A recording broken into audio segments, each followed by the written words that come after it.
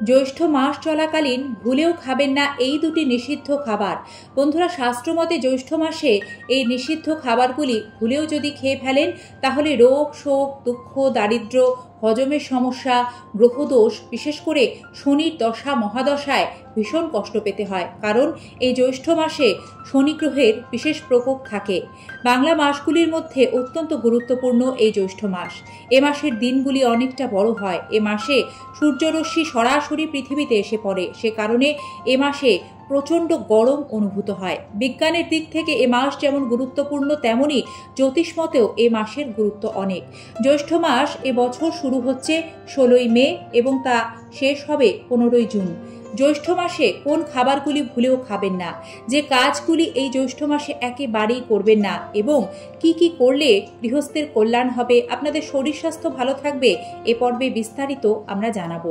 আশা রাখি সকলে ঈশ্বরের আশীর্বাদে ভালো আছেন।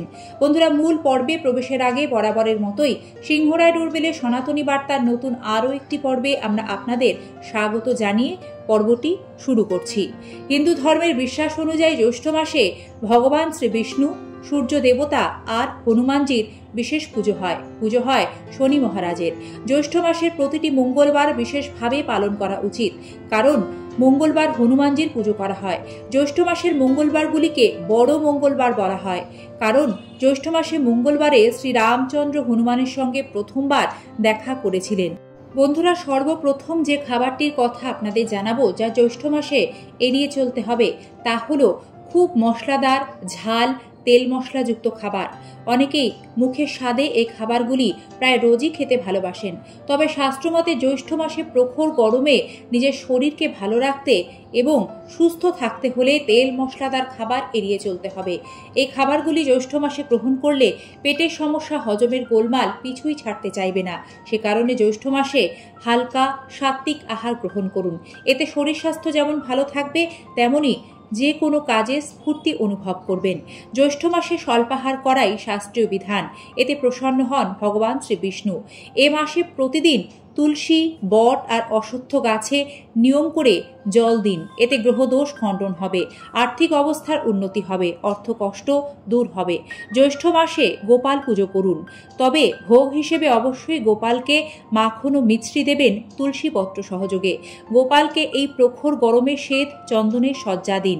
জ্যৈষ্ঠ মাসে পশু পাখি আর প্রাণীর জন্য দানা আর জলের ব্যবস্থা করুন, এতে সূর্যদেব প্রসন্ন হন। এছাড়াও বন্ধুরা, জ্যৈষ্ঠের প্রখর গরমে পশু পাখিকে জলদান করলে নিমেষে গ্রহদোষ খণ্ডন হয়।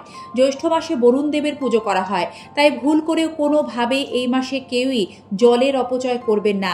এর জেরে টাকা পয়সা নষ্ট হয়, চরম ক্ষয়ক্ষতির সম্মুখীন হতে হয়, অর্থ জলের মতো ব্যয় হয়ে যায়। এছাড়াও দারিদ্র্য পিছু ছাড়বে না।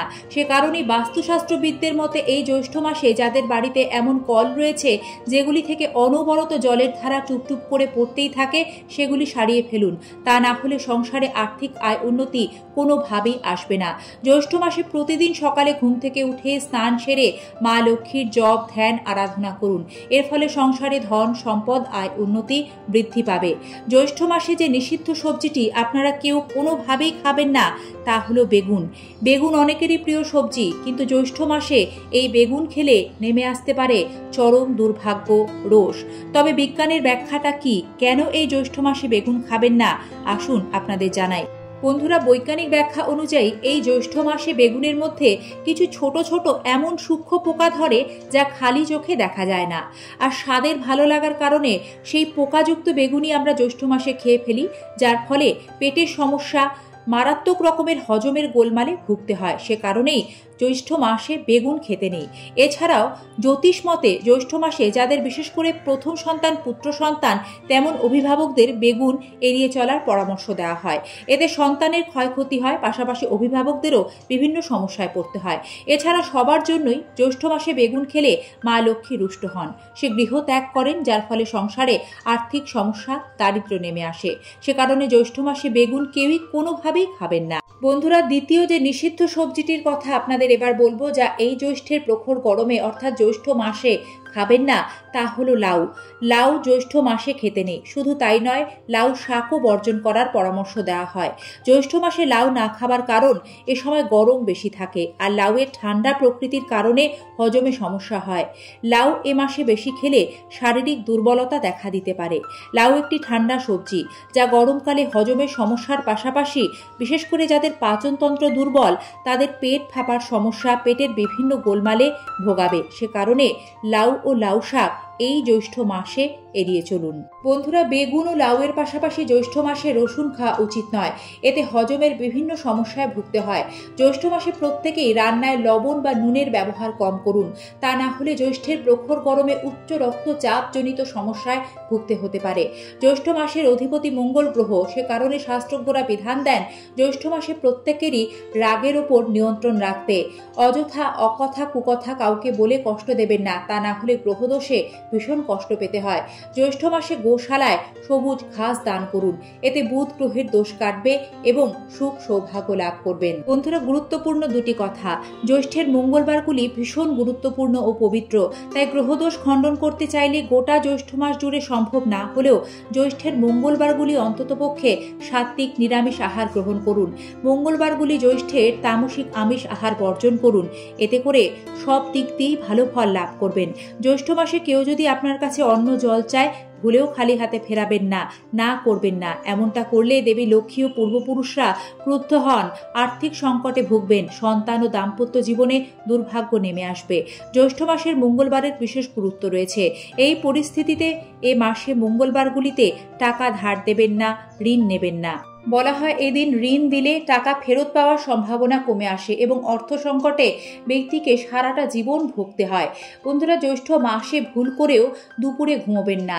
শাস্ত্রমতে জ্যৈষ্ঠের দুপুরে একজন সুস্থ প্রাপ্তবয়স্ক ব্যক্তির ঘুমানো উচিত নয়। এ নিয়ম ব্যতিক্রম শুধুমাত্র শিশু, বৃদ্ধ ও অসুস্থ ব্যক্তিদের জন্য।